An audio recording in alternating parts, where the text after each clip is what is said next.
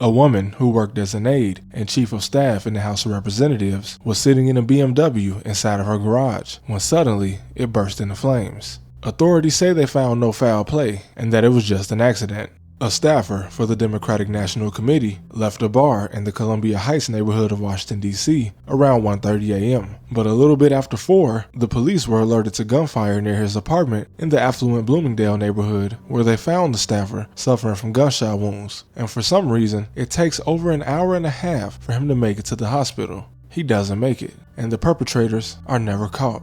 Politics is a very shady business, but when this corruption reaches the office of people who investigate crime, the real shady business begins. Now, I'm not saying any of this is a result of what I'm about to go over, but I like a good mystery, and these are just some of the mysterious elements I found involving people that worked in government. Mostly behind the scenes people, so not faces that you'll see every day, and many of these people you've likely never heard of. But let's start with Ashley Tertton. She was a lobbyist and political aide in the House of Representatives, and her husband, Dan Tertton, was also an aide in the House of Representatives. So on the morning of January 10th, 2011, she was scheduled to drive to the airport to catch a flight for work. But instead, her neighbors just noticed a large fire coming from the garage after 4 a.m. that morning, so they called the police. And according to authorities, her death was due to inhaling the products of combustion from the fire. But how does a fire start while you're just sitting in your garage in a car? Well, also according to the authorities, she was intoxicated, and after a low-speed crash into her garage, the car just burst into flames.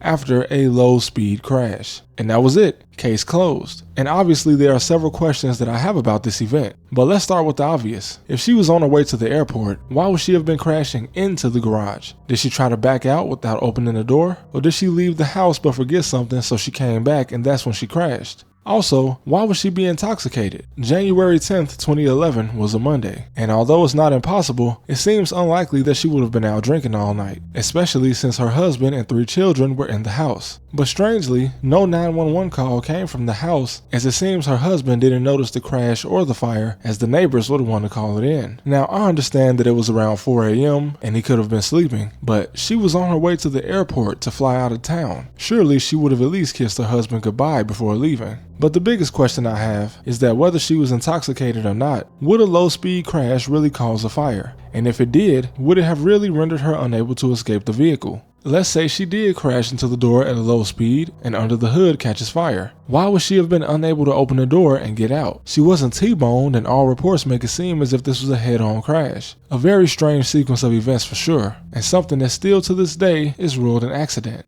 Now, before I start this next case, I just want to note a study was done by the Northwestern University School of Law, which concluded that from 1968 to 1984, also known as the most violent era in modern U.S. history, since pretty much every major city in the U.S. had double the amount of homicides per year that they do today, despite the population being smaller. In that time period, over 1 million robberies took place each year in the United States, and only about 2,000 of them resulted in a murder.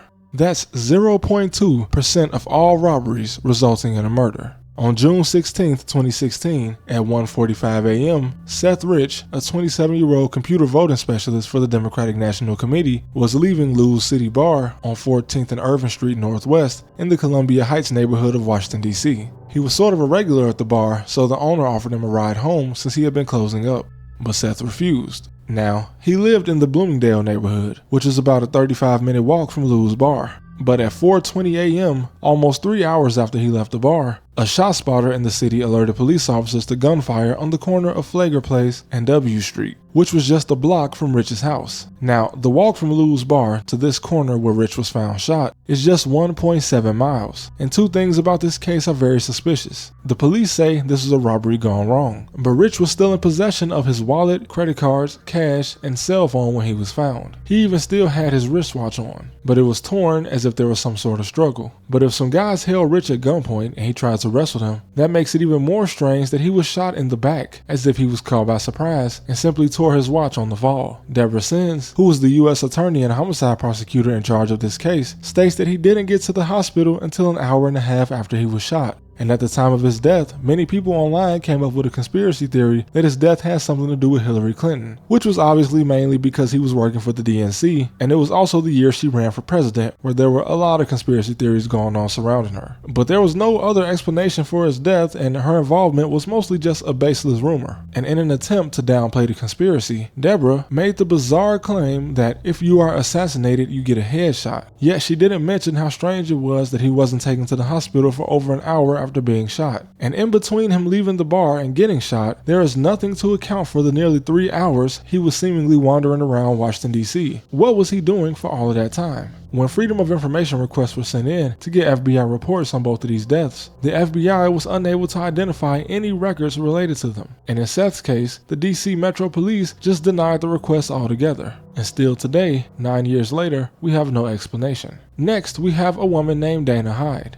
Dana worked as the director of the White House Office of Management and Budget under Bill Clinton and Barack Obama. And she also worked on the 9/11 Commission investigating the attack. On March 3rd, 2023, she, her husband, and one of her sons were flying aboard a Bombardier Challenger 300 private jet over New England. And this is when the jet suddenly experienced turbulence and killed her due to blunt force injuries. But no one else on the plane, neither her family or the crew, were injured in this turbulence. In fact, the crew didn't even initially report any turbulence at all. And I don't think I need to tell you that this is highly unusual. According to data from the Federal Aviation Administration, out of the billions of people that flew commercial from 2009 to 2021, only 146 individuals suffered some sort of injury due to turbulence, and 80% of those injuries were crew members. Now, the FAA also reports that from 2009 to 2023, there were 38 turbulence-related deaths on private aircrafts, but almost all of these incidents caused a fatal crash, unlike the plane Dana was on, which landed just fine. Turbulence causing an injury can definitely happen, but for her to be the only one on the plane to suffer any kind of injury is pretty bizarre. Now, this last one doesn't involve a woman that worked in DC, but she was the wife of a CIA official who, after her divorce, began an affair with President John F. Kennedy and was subsequently murdered 11 months after his assassination. Mary Ponchu Meyer was the daughter of a wealthy New York City lawyer and the older sister of New York socialite Antoinette Ponchu, also known as Tony. And a socialite was essentially an influencer before the internet existed, and these two sisters became very close to the Kennedy family, as even before Mary's affair with him, JFK tried to make her sister Tony his mistress during his 46th birthday party aboard the presidential yacht, but she turned him down. Which is crazy because she was still married to her husband Ben, who was seen here sitting with Jackie Kennedy along with Tony and JFK, and this picture does make it look as if there was some type of swinger activity going on, but it was over 60 years ago, so we'll never know the full story on that. But Mary moved to DC once her husband, Cord Meyer, was appointed to the CIA, and they briefly moved to Virginia, where the Kennedys bought a house next door to them, and she got acquainted with Jackie Kennedy, and once they all ended up moving back to the Georgetown neighborhood in DC, she and Jackie would interestingly take walks on the same path she would later be murdered on. But after a few years, she divorced her husband, and by 1961, she was already in an intimate relationship with JFK, and she would also visit him at the White House. But the press and the general public knew nothing about the affair until more than a decade after both of their deaths.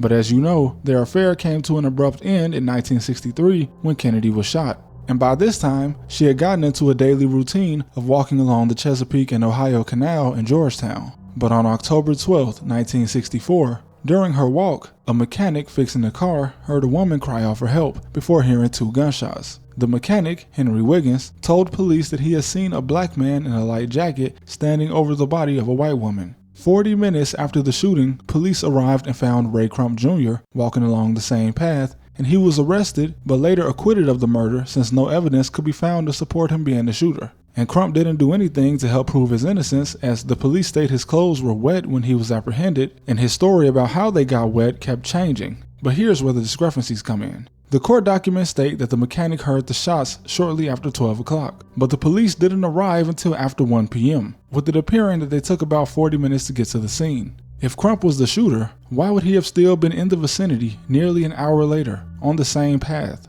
And as for the changes in his alibi, because he was also inconsistent in his story about why he was on the canal, his lawyer wrote in an autobiography after the case that Crump was actually in the area because he was having sex with a married woman. And according to this lawyer, the married woman's account of the encounter matched the one that she was given by Crump himself. But out of fear of her husband finding out, she refused to testify in court and disappeared. And this, along with the acquittal, led to the theory that another black man, possibly affiliated with the CIA, must have been the culprit, but he escaped the area. Nina Burley, a journalist who later wrote a book about Mary, claimed that she believed Mary's assassination was linked to the CIA and her affair with Kennedy, as she lived in a, quote, world of secrets. Either way, most people have probably never even heard of Mary Ponchu, and it's likely that the truth of what happened here will never come out, as whoever the perpetrator was, they got away with it as no murder weapon was ever found. But the cases I listed here today were partly inspired by the Clinton body count conspiracy theory, which, man, it's a list of over 50 people associated with the Clinton family that died mysteriously from the time Bill entered politics. And that list is a much longer rabbit hole. But if you guys like this video and notice any other cases I should have mentioned, let me know in the comment section, and I'll see you guys next time.